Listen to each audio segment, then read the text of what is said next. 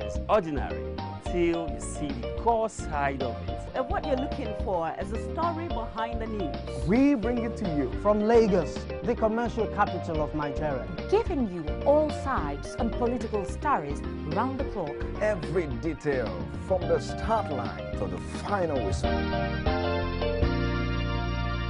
CoreTV News, expanding your view.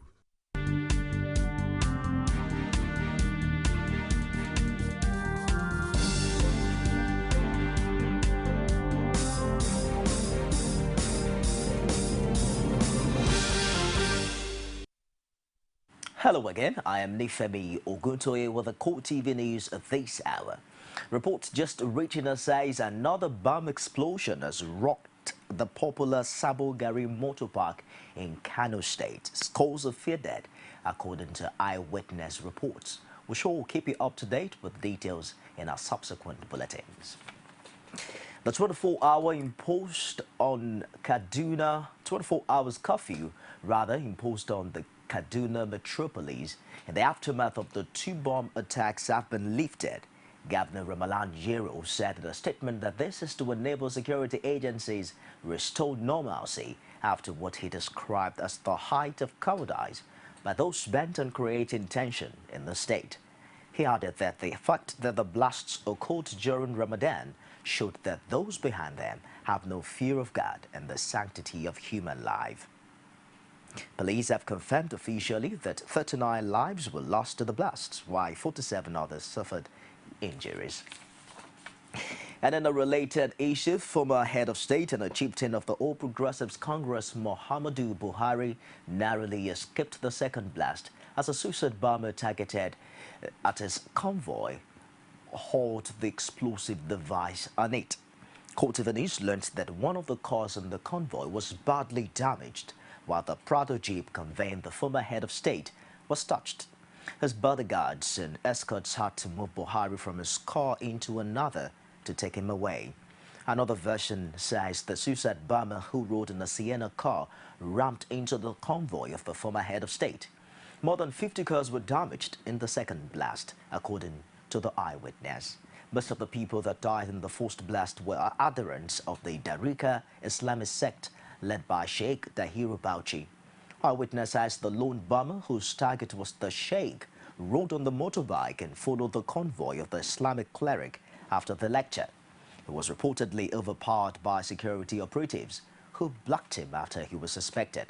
He forced his way and detonated the explosives, throwing the entire area into serious confusion. However, the explosion only affected the tail end of Sheikh Bauchi's convoy, but others were not so lucky and died in the process.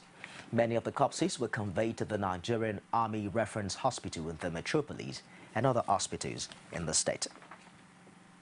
The police authorities have signed a training agreement with the U.S. Department of State's Bureau for International Narcotics and Law Enforcement. The agreement was signed by Inspector General of Police Muhammad Abubakar and the American Ambassador James Entwistle. Under the pact, the Nigerian police will benefit from the international police education and training program run and funded by the U.S. authorities. The Memorandum of Understanding is also expected to cover counter-terrorism operations.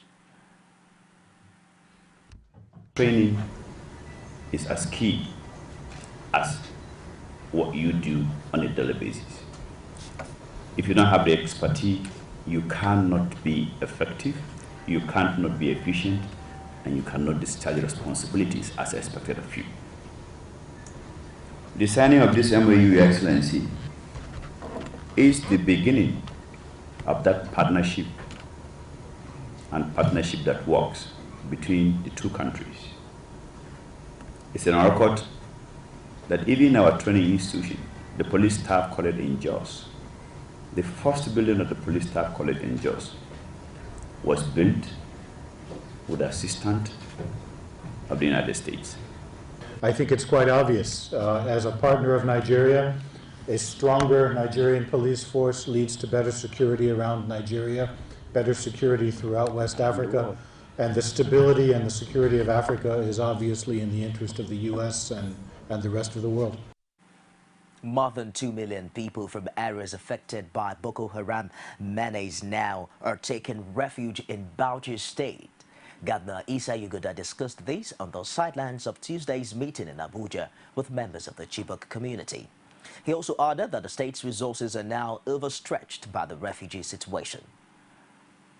Well, as for the refugees, it's a major challenge. Bauchi is surrounded by states that has security challenges, and many refugees are flocking into Bauchi. Presently, we have over 2 million refugees in Bauchi, but the good news is that we've been able to settle them down. No refugee is in any camp. They've all been resettled in gotten land for them to resettle, some shelter for them, try as much as possible to provide water, and some basic facilities so that they can start life all over again. So it has not been easy. Our resources are overstretched because the little we have has to be shared with the refugees. So is there any assistance from any quarters on that? Well, we are looking forward to support. Only of recent, anyway, we had some items from NEMA who provided us with some blankets, some food items, and we need more. We need a lot more. But by the grace of God, I believe the refugee issue, because I'm sure these guys are not going back to where they came from. They have settled and settled permanently. So I think the federal government is going to take up that and see how they can be properly resettled. And in a related development, the police has put together a document on counter-terrorism strategy with the support of UK Department for International Development. The handbook was formally presented to the Inspector General of Police at a brief ceremony in Abuja.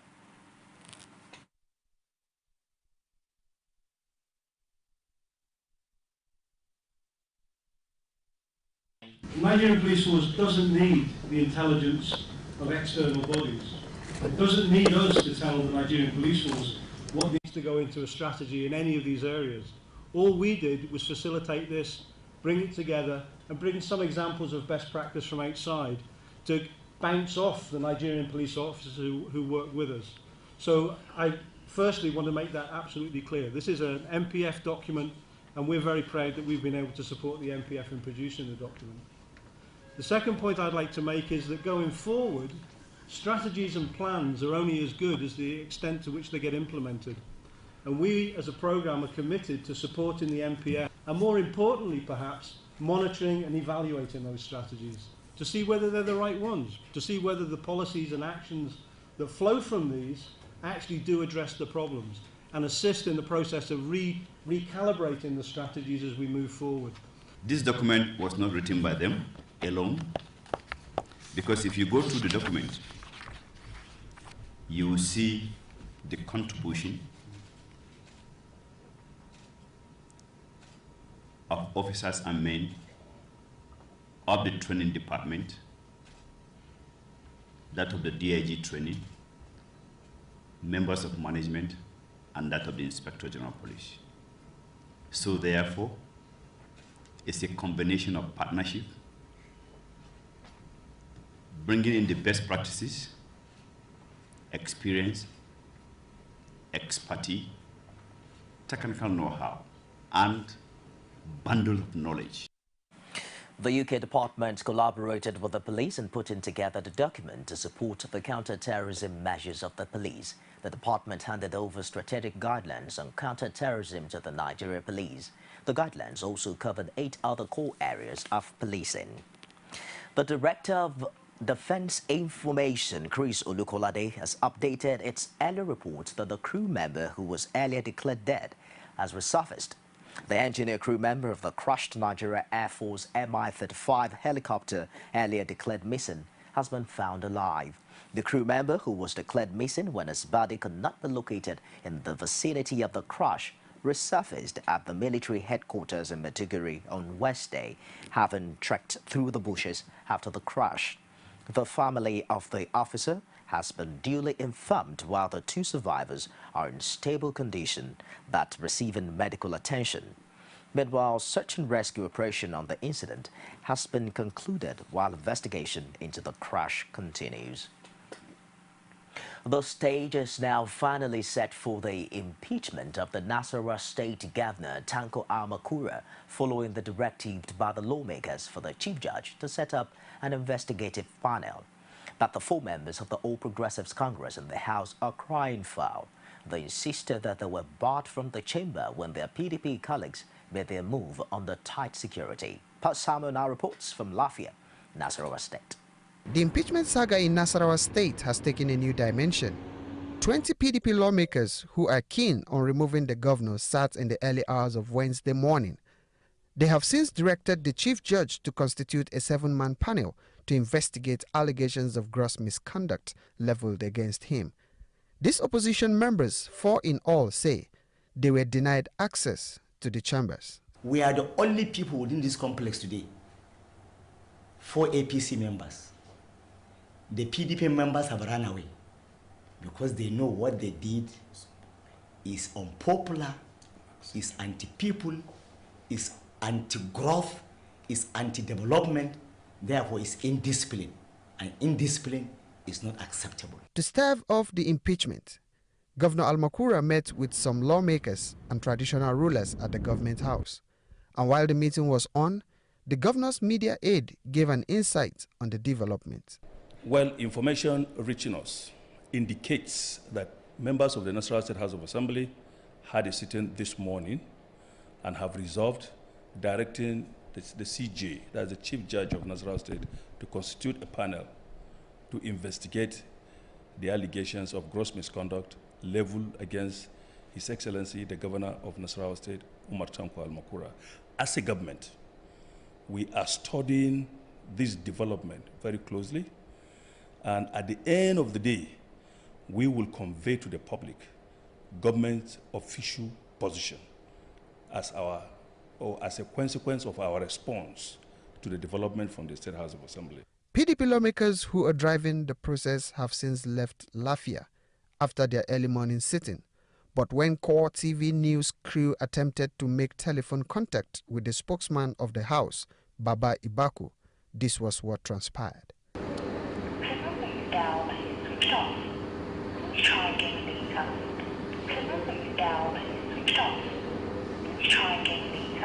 In the midst of all this, residents of Lafia do not appear comfortable with the impeachment process. I don't know why our governor, they want to impeach our governor, because our governor is really working than before.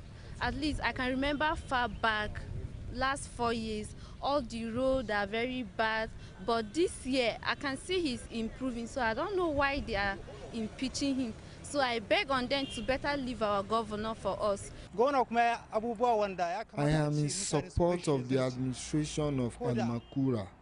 He has given us free education. He constructed roads, as you can see.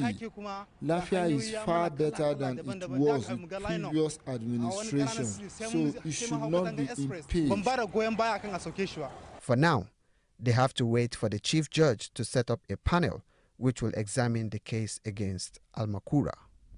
At the polls in 2011, the people of Nasarawa State made their choice, which produced the current leadership in the state. But the people will have to wait patiently to see to the end of the impending impeachment saga that is ongoing in the state against the governor.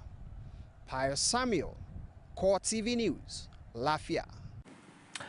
The People's Democratic Party in Osun State says it's not concerned about impeaching Aregbesola, even though they've alleged some misconduct against the governor. Speaking to our correspondent, Frank Omolape, the party says its impeachment tool is to mobilize the people of Osun to vote Aregbesola out of office in the coming election. Reacting to the All Progressives Congress statement that the People's Democratic Party is behind a series of impeachment threats in the country, the PDP National Editor Adewale Adeyanju says the allegation of the opposition party is false. Anybody can insinuate anything. What concerns the president with Adamawa State? What concerns the president with the people who are accusing him are the people voted in by the people. And the allegations are clear. The man ran away because he had no defense. and he was impeached. They followed the constitutional process. What else do we need? They are asking Nasarawa to come and defend. If you have anything to say, you say it. Accusation, you are not guilty as accused. You must show yourself so that you didn't do this. All the allegations, the 24 allegations, he ran away. A PDP stalwart in Osun, Salami Bamidele, says impeachment is not out of place in a democratic setting. He, however, said the PDP in the southwest is not interested in pushing for impeachments. I mean, nobody can compel the legislature to do anything. And that's why it's funny that people are insinuating that some people were behind the legislature in Adamawa State. You can see in some states the legislature is not doing anything about impeachable offenses, if you want to put it that way. That is their choice. It is the choice of the legislature to either apply those processes or not. The best that can happen is for the electorate, the members of the public, to put pressure on the legislature to invoke those sections to correct an erring governor, and I will have wished that happens more often. The publicity secretary of the PDP, Bola Ajao, says it will be a waste of time to push for impeachment when there is an easy way out, which is voting Aregbesola out of office. The date has been set aside, August 9, for PDP and Aregbesola's APC and his people to go and test their popularity.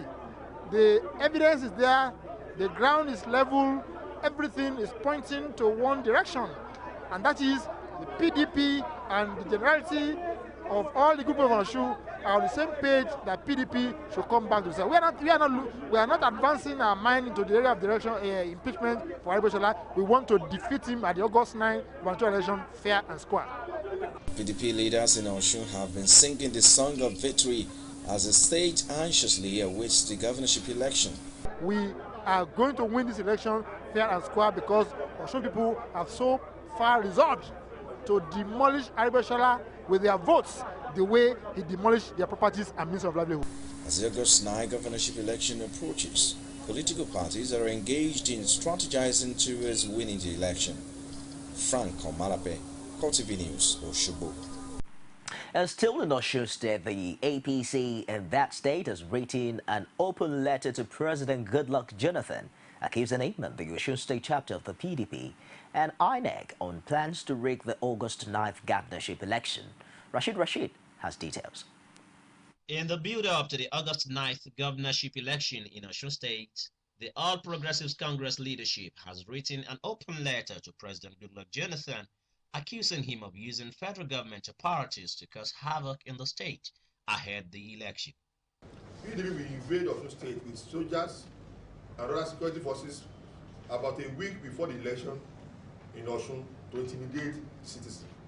All Progressives Congress further accused the Independent National Electoral Commission, INEC, of connivance with the People's Democratic Party to rig the forthcoming election. A military force, a military camouflage, we flood the state and terrorize citizens. They will be harmed for war like terrorists to strike fear into people and scare most of them from the polling booths. In a swift reaction, the PDP faulted APC's allegations and described it as spurious and unfounded. That's a funny allegation. The Osun State PDP does not have power to deploy soldiers.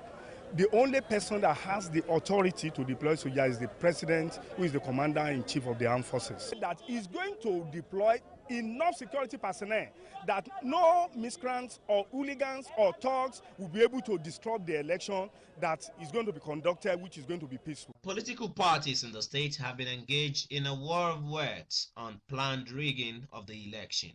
And no intimidation from any quarter. We are battle ready. I know we don't have gun, but they should tell them these are people who are empty. APC is an opposition, and they are going to lose this state, inshallah, in Jesus' name. And they have seen that, and that is why they are preparing ground for them to say something after they must have lost the election. They are bad losers, and there is the need for us to talk to their leadership that they should be a good leader. Observers have advised political parties to put the peaceful conduct of the election at heart and to ensure their supporters conduct themselves peacefully. Rashid, CoreTV News, Osogbo. Technical and vocational skill is set to be a gateway for enterprise and national development. Oluwaseyi Adegoke was at the second Lagos State Enterprise Day. Her report is presented from our studios. The Lagos State Enterprise Day is an annual event which promotes networking of successful entrepreneurs with young aspiring entrepreneurs. The forum offers support for the promotion of enterprise education in Lagos State. The Deputy Governor of the state, Orelokwe Adefulire, says knowledge is power, and Lagos State government encourages indigenes to seek economic emancipation by acquiring knowledge.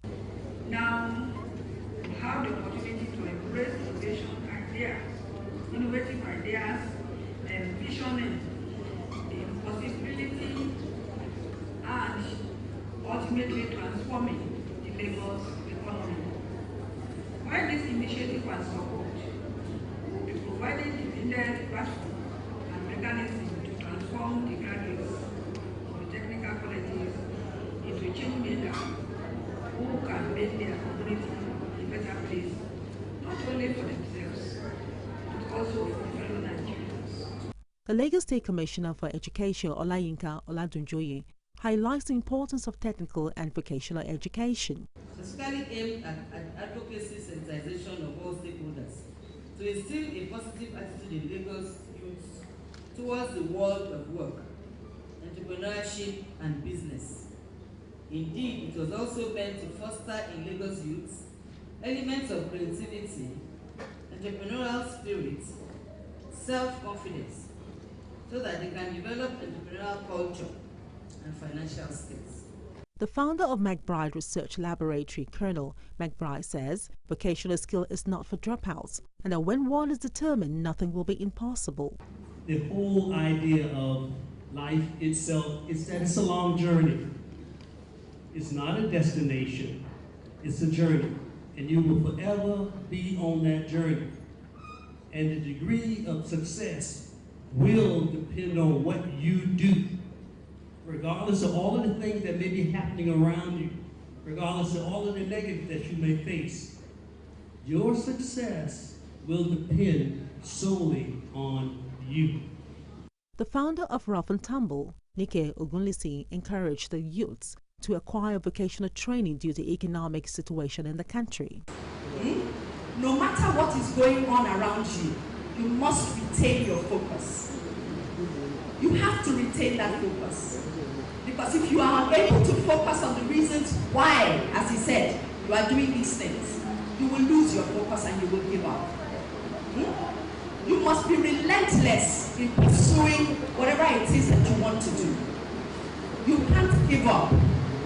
Speaker at the Enterprise Day focused on encouraging youths and other Nigerians to seek vocational training so as to be economically independent and help grow the country's economy. You're watching CoreTV News live from Lagos. Story from outside Nigeria is next, coming up shortly after this break.